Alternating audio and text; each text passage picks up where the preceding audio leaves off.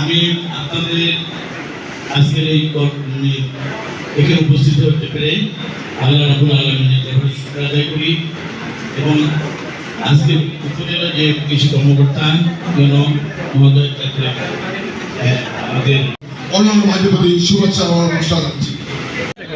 আচ্ছা, এটা ওই যে ঘেরাগুলো দিয়ে ওই যে প্লাস্টিকের ঘেরা বাড়িতে দেখুন আপনি দেন স্যার। হ্যাঁ স্যার সোজা। হ্যাঁ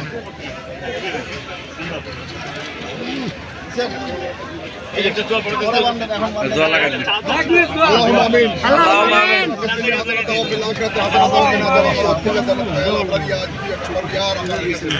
আল্লাহ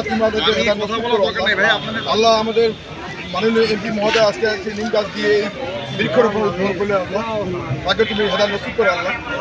আমরা যেন প্রধানমন্ত্রীর যে দিক নির্দেশ আল্লাহ এই 5 বছরে 25 কোটি গাছ লাগাবে আল্লাহ।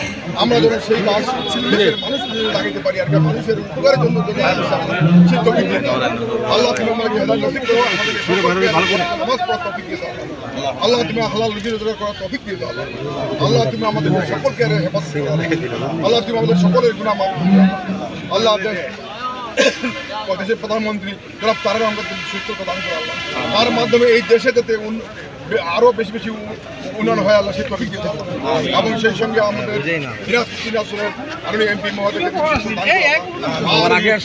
দিয়ে আমরা পালাক্রমে আল্লাহ উন্নয়ন করতে পারি সেই তৌফিক দিয়ে দাও।